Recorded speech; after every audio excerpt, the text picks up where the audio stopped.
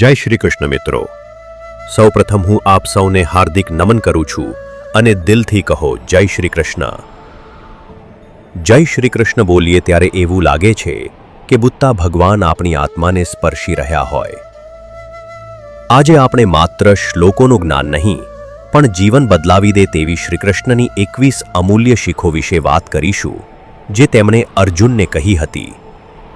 દરેક વિચાર એવું લાગે છે કે શ્રીકૃષ્ણ આપણી સાથે વાત કરી રહ્યા હોય.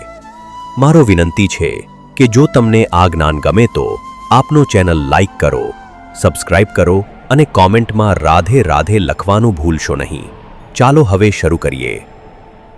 પંજો આપને. કર્મ કરો, ફળની ચિંતા ન કરો. શ્રીકૃષ્ણ કહે છે, તારું અધિકાર માત્ર કર્મ પર છે, ફળ પર નહીં. અમે ઘણી વખત કામ શરૂ કરતા નથી કારણ કે ભય હોય છે કે શું થશે, સફળતા મળશે કે નહીં. પણ ભગવાન કહે છે, ઈમાનદારીથી કર્મ કરો, ફળ સમયસર મળશે. બી. આત્મા અમર છે. આત્મા નિધર મરે છે, નિધર બળે છે. શરીર બદલાય છે પણ આત્મા અવિનાશી છે. આ સમજવાથી દુઃખ પણ નાનું લાગે છે. ત્રી. જેવું વિચારો એવા બની જાઓ. જો તમે પોતાને નબળા માનશો તો નબળા બની જશો. જેમ વિચારો તેમ જીવન બને છે. 4. જે થયું એ સારા માટે થયું. ભૂતકાળ ગયા ગયો. હાલનું મહત્વપૂર્ણ છે. શ્રી કૃષ્ણ કહે છે, વિશ્વાસ રાખો, બધું તમારી ભલાઈ માટે જ થાય છે. 5. ક્રોધથી બુદ્ધિ નષ્ટ થાય છે. ક્રોધ ભ્રમ સ્મૃતિભ્રંશ બુદ્ધિનાશ વિનાશ.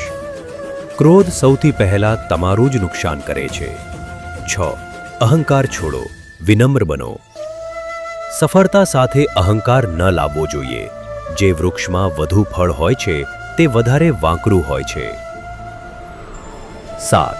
સચો નેતા સેવા કરે છે. શ્રી કૃષ્ણ પોતે ભગવાન હોવા છતાં અર્જુનના રથના સારથી બન્યા. લીડરશીપનો સાચો અર્થ સેવા છે. 8. લોકો શું વિચારે એથી મુક્ત થાઓ. સાચો યોગી એ છે જે અંદરના અવાજને સાંભળે છે. ભગવાન કહે છે, પોતાને ઓળખો. 9. ભક્તિ ફક્ત મંદિરમાં નહીં, કર્મમાં પણ છે. દરેક કાર્ય ભગવાનને સમર્પિત કરો. શ્રદ્ધાથી કરેલું દરેક કાર્ય ભક્તિ બની જાય છે. 10. દુઃખ એ માનસિક અવસ્થા છે. દુઃખ ટાળી શકાતું નથી, પણ આપનું દ્રષ્ટિકોણ બદલાઈ શકે છે. પ્રત્યેક દુઃખ એ શીખ છે. 11. સચો યુદ્ધ અંદર ચાલે છે. મોહ અને કર્મનો યુદ્ધ આપણા અંદર ચાલે છે. શ્રી કૃષ્ણની વાણી સાંભળીને જ વિજય શક્ય છે. 12. સંયમ એ શક્તિ છે. ઇન્દ્રિયો પર કાબૂ રાખનાર વ્યક્તિ જ સાચો યોગી છે. 13. ધર્મ એ તમારું કર્તવ્ય છે. દરેક રોલમાં માતા, પિતા, મિત્ર તરીકે તમારું કર્તવ્ય નિભાવો, એ જ સાચો ધર્મ છે. 14. સચો યોગ એ છે કે જય પરાજયમાં સમ રહો. સુખ દુઃખ બંનેમાં સમ રહો, એ જ આંતરિક શાંતિ છે. 15. જે કોઈ સાથે દ્વેષ ન કરે તે ભગવાનને પ્રિય છે. જ્યારે તમે બીજાની સફળતા જોઈને પણ ખુશ થઈ શકો ત્યારે જ ભગવાનને પામો છો. 16. પ્રેમ એ ભક્તિ છે. સાચા હૃદયથી અર્પણ કરેલું એક પાન પણ ભગવાન સ્વીકારે છે. ભક્તિ ભાવનાથી થાય છે, વસ્તુઓથી નહીં. 17. મુશ્કેલ સમયમાં ભગવાન સાથે હોય છે. જ્યારે બધા છૂટી જાય છે ત્યારે ભગવાન સૌથી નજીક હોય છે. 18.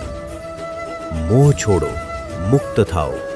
આસક્તિ દુઃખ લાવે છે. પ્રેમ કરો, સેવા કરો, પણ મોહ ન રાખો. 19. દરેક આત્મા ભગવાનનો અંશ છે. દરેક જીવમાં ભગવાન વસે છે. દરેકમાં ભગવાનને જુઓ અને તમારું જીવન બદલાઈ જશે. 20. ભગવાન દરેક ભક્ત સાથે છે. જે ભક્ત મન, બુદ્ધિ અને આત્માથી ભગવાનમાં લીન થાય છે તેનું રક્ષણ ભગવાન જાતે કરે છે.